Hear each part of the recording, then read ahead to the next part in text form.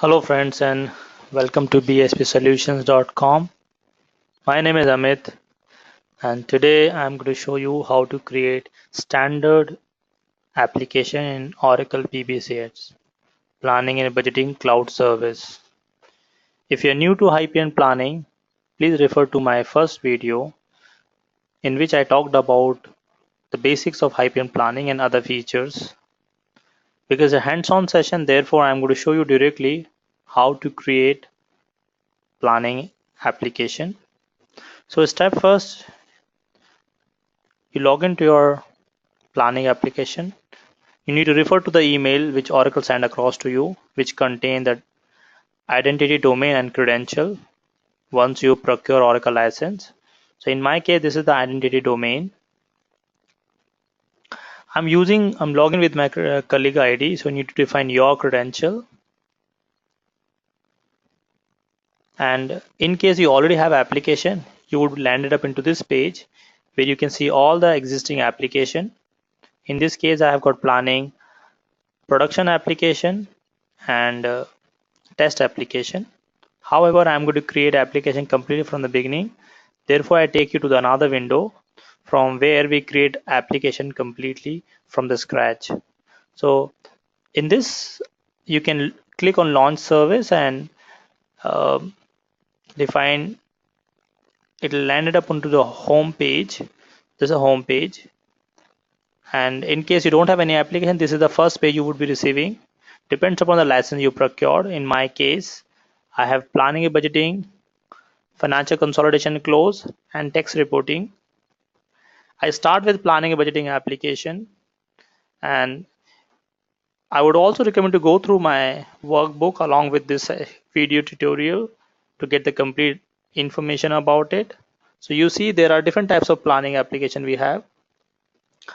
So we have enterprise, standard, and reporting. In today's session, we are using standard planning application. So I would select standard, which in turn has got sample application, which is called vision. If you again you do not know what is vision application, how to create, please refer my previous video creating EPMA vision application. Today I'm going to create a custom application, therefore I select option new. And for the sake of simplicity, I have taken this design document, this Excel sheet as part of my design document. You would be referring your functional design document and technical design document. In my case, to make this presentation simple to understand, I'm using Excel sheet, and most often you find your planners are using Excel sheets and where they perform day-to-day manual planning and budgeting activity. So the Excel sheets are basically a right starting point to understand the existing process of planning and budgeting. In this case, I've taken an Excel sheet which talk about various kind of expenses. This is accommodation expenses for actual, budget, and forecast. I use different color to represent different types of data or different class of data.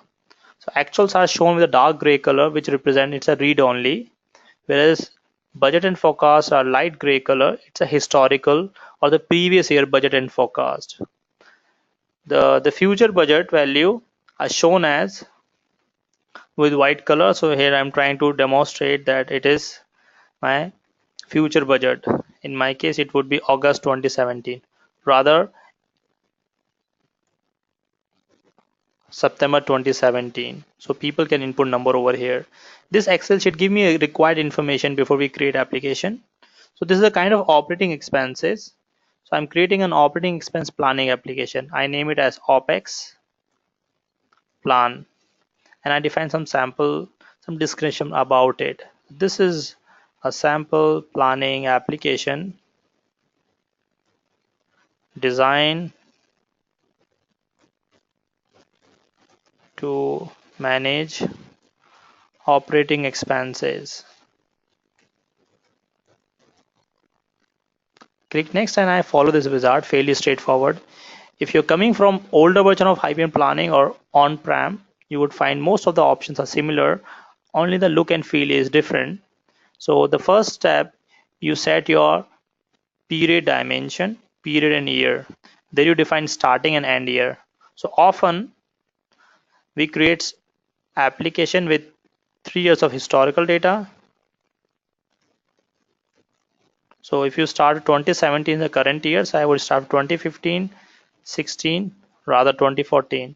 2014, 2015 and 2016 would be my historical data. 1 year of current data and 2017. And in this example, I take 3 year of future data, which is kind of industry practice. It is not mandatory you go for 3 years. You can go for 5 years, 6 year, 10 year, up to you. I'll take 2018 to 2020, 18, 19, 20. So I'm going to create an application for 2014 to next 7 year, which is 2020. So what is your starting month of a fiscal year? For some country, the fiscal year start from April, like in India. For some other countries, start from January. So look at your design document, detail and finalize. It depends upon the geographical location or the target location for which you're going to create your application. I continue to select January over here, and then we have a weekly distribution. So how weeks are distributed in a given quarter. So the weekly distribution has got these values: even distribution 445, 454 and 544. What is the interpretation of this? So in a given quarter, let's say quarter 2, there are 13 weeks. And how do you distribute this week in a given quarter? If it is 445, it is considered as 4 weeks in April, which is my calendar quarter second, 4 weeks in May, and 5 weeks in June. Similarly, you can have 544, 454. How your weeks are distributed in a given quarter, this is what we define over here. Or you can select even distribution. You can also define how it is going to be a rolling forecast. The rolling forecast could be 12 months, 13 months. In case it is 13 months, you can define as September going on. So 2016 September. This is August, sorry, 2016 August to 2017 August. So it's going to be 13 months. You could also have a 12 month rolling where you can define 1 plus 11. So number of months remain 12. So 1 plus 11 would be interpreted as you have 1 month of actual data, and from February 1 month of actual data, and from February to December you have forecast data. You could have 2 plus 10, 2 years, 2 months of actual data and 10 months of forecast data, and so on. It depends upon your requirement. You can select your rolling period. So it forms year and period 2 dimension. Then you have multi-currency. It is same as your old application. If you're completely new to Hyperion planning, then when you create application, you decide is your application spread across or it has a business across different geographical location. Therefore, you need to have multiple currencies. So you define base currency, which is called main currency here. All currencies will be converted to base currency. For example, I'm creating a planning and budgeting application for McDonald's. It is based out in US. Therefore, I use base currency as USD. As McDonald's spread across different part of the globe, and therefore they should have a multi-currency yes. When you select multi-currency yes, you in turn have two options, multi-currency type. Well, so if you are coming from older version of Hyperion planning, the concept remains same. Some keywords are being changed over here. So I take you to this my workshop document. In workshop document, you see there are two types of currency, standard and simplified. In case you select standard, when you create a standard type, system create two hidden dimension. One hidden dimension called HSP rate and currency. This same as your older version where your HSP rate, let's assume what does HSP rate consist of. So for example, I need to convert 1000 USD to INR with the exchange rate of 65. So HSP rate contain three member. Input value, in this case input value is 1000, your input currency USD, and your exchange rate would be 65. So this is a hidden dimension. Once I create application, uh, you can see within your S space in case you have X space visible, but in cloud you cannot see this dimension hidden, so that you do not know exactly what is happening behind the screen. But I'm using on-prem application just for the sake of your understanding. So when you create multi-currency, yes, HSP rate dimension created in S space, which consists of input value, input currency, and exchange rates with respect to a specific currency. This dimension is not visible to the user. And in addition to this, you have a currency dimension, which is self-explanatory, which contain various currencies. This you can see in your S space, or once my planning application created, I would show you over there as well.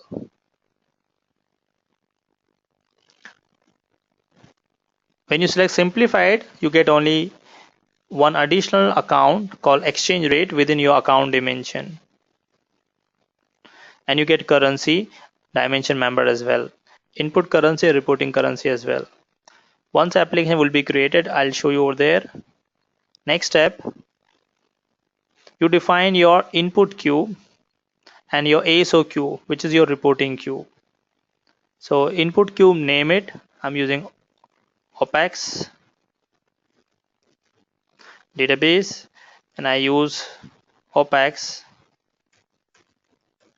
reporting cube RPT.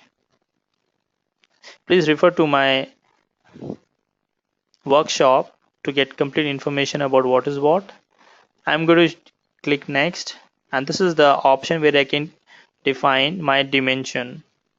So planning has some predefined dimension, predefined and mandatory dimension. These are time, period, which you just now created in a previous screen, account, which is your common chart of account, scenario, as you see in your design document or your Excel sheet, you have scenario called actual, budget, forecast, and various types of accounts. And you have version. Version represents the iterative behavior of planning, and organization structure, which you call entity.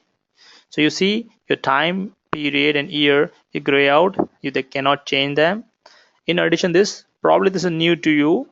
You have option to load metadata right over here. You can click on choose file and specify CSV or comma separator file or tab file. So I already have one sample metadata file. I show you how to load it. It's a fairly simple. Point to your CSV file, which is in certain format, and you can load it. So as you see, there are 453 records are available. In a subsequent session, I show you how to create metadata file. Just for the sake of your understanding, you can see this. Let me show you over here in Excel. This is my sample metadata file which I loaded. Right, so you have parent-child relationship and other dimension properties. Well, you may be new to all these options. So at this point of time, you can ignore it. In a subsequent session, I show you how to create your own metadata file. So actually you're done with everything. You click on next. This is summary information. I would recommend you to take a snapshot of this. Therefore, you can understand what is starting period, end period, starting month of your fiscal year, weekly distribution, multi-currency. I did not use sandbox, your input cube name and reporting cube name. Click on create. It takes few minutes, probably 2-3 minutes, and your application would be ready. Once application done, I'll browse you through with the various interfaces of planning application. So once application done, you find this message, application created successfully. You can quickly cross check. This is the default window you find, and I'll take you directly to the dimension which are created, the application overview, and quickly cross check. So you see there's one cube created named as operating expenses plan, and it's a standard dimension type. This is a description. The one cube created for BSO cube and one ASO cube created for reporting, and these are your dimension.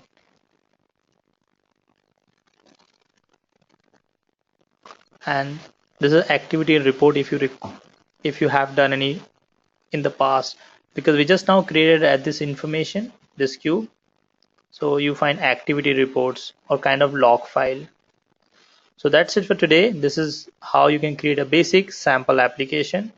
In a subsequent example, I show you how to load metadata and automate various automation process. Thank you. Should you have any question, please feel free to write to BISP support.bisp.com, support@bispsolutions.com. Thank you.